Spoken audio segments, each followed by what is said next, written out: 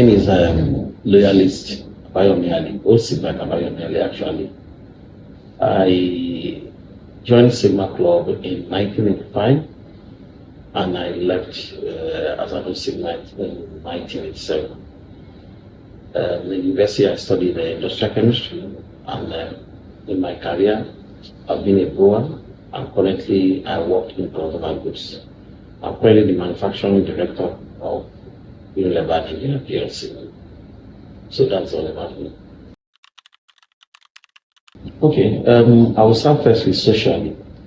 In Sigma, we all the members of the club are from different social backgrounds, different ethnicities, at times from different nationalities, from different backgrounds. If you are able to work with anyone from any background and ethnicity in Sigma, it sort of prepares you for that kind of multicultural, what I call multicultural life in your subsequent career.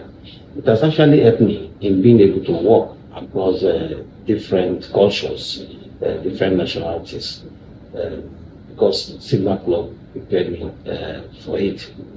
In my career, one of the things that we normally say about Sigma is that performance is the only reality. You have to perform. We say excuses are excuses. Excuses are not accepted in Sigma. If you are given an assignment, you just have to perform and succeed in that assignment. That kind of relentless pursuit for success has been one hallmark in my career, in that in every position I've been, I've always strived to be excellent in all the positions I've held. It was Sigma that prepared me for it. Sigma doesn't just settle for the ordinary. It doesn't settle for just being good. Sigma requests that you should be excellent, you should be great in anything that you do. At times in the working environment, it may not be easy because not everybody is built up to that. But as leaders, we also try to build up our subordinates also to invite that Sigma idea of excellence in their career. And it's part of what leaders are meant to do. In my personal life, one of the things that we learned about Sigma is that we should plan ahead. Before we have any event in Sigma, we normally do a lot of background planning at committee level, at the general level. So this also has impacted my personal life in that anything I want to do, I don't just jump into the foray. I plan towards everything that I do. And I make sure that in the execution, I make sure that the execution is perfect with a lot of focus. So these have also helped me in my personal life, such that I'll be able to avoid pitfalls that many people in my generation will not be able to avoid. Okay, we say that the chief is Sigma Club. The club is Sigma chief.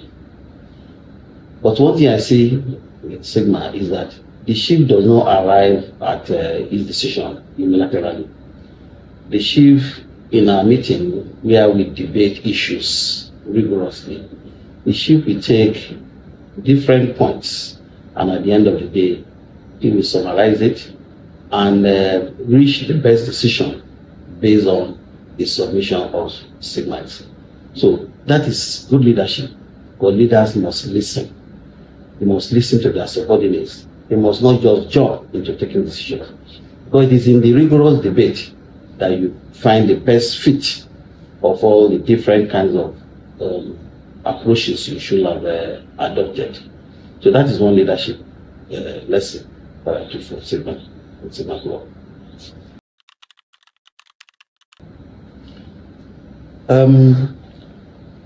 From the time I was in Sigma, Sigma does not just stop, or being a Sigma doesn't just stop on the shop floor. Sigmites are monitored in their what kind of way of life they adopt. When we were in school, we Sigmites were always on the lookout for each other. If you see any Sigmite that is not dressing in the right manner, you call the person to attention. I've seen a Sigmite wearing slippers one day trying to go and fetch water behind the couture. And a fellow Sigmite saw him and asked him to go back. Even though he was just trying to fetch water, but he said, "You go back. This is not Sigmites are supposed to dress." When we see any Sigmite behaving in any way that is unbecoming of a Sigmite, we say that is not done. We try to correct that. Other clubs don't do that. What they do stops at the club. But Sigma is your whole lifestyle. I see Sigma more as it's more than a club. It's a school where you learn a lot. You learn a lot, those things that you need to mold your life into becoming a real man, in the sense of it. Those things that you need to become successful in life. Those are some of the things that Sigma do that other clubs do. There are so many other things. Sigma also teaches you entrepreneurship. Because when we're in school, we engage in a lot of entrepreneurship pursuits.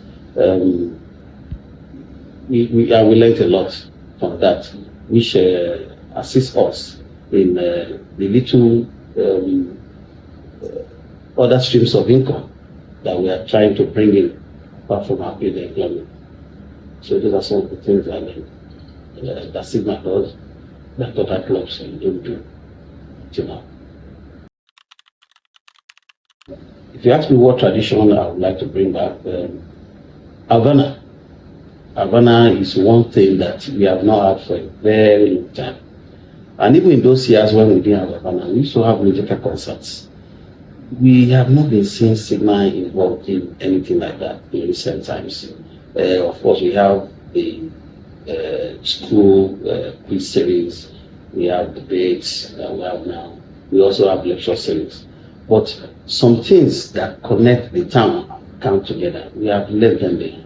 And one thing that connects town and town together is Havana, because people come to watch Havana from every part of the country.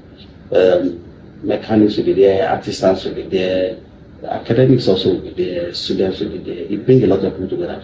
It's like we are trying to create a social melting point. That tradition, we need to go back to it. Even if we cannot have Havana, let's have something that will be a mini Havana to start with. That thing will bring back. Yes, the question I wish you could have asked it is, in our days, how are we able to get funds to organize shows or concerts and so on? How do we get funds? Because it's not every time that you get sponsorship. And funnily enough, interestingly enough, the time I was in the university was the time that SAP started, when Babangida started SAP. And inflation was difficult to get forex. Things were very difficult in the country. Many companies were closing down. And to get sponsorship was difficult. How were we able to manage? That is one question I expect you to ask. As I told you, Sigma Club is a school, and it developed entrepreneurial spirit in us.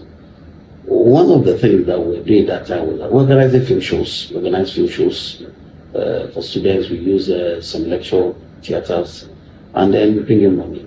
We organize plays in Treasure Hall. That time, we saw that what was doing that time was that we were plays of Kim Ali, and also plays of Agile, which later on became films, and some of them were on TV. They were ready that time. So we were doing all those things, and then to bring in money. We go into partnership with all these artists, and then we share the get tickets.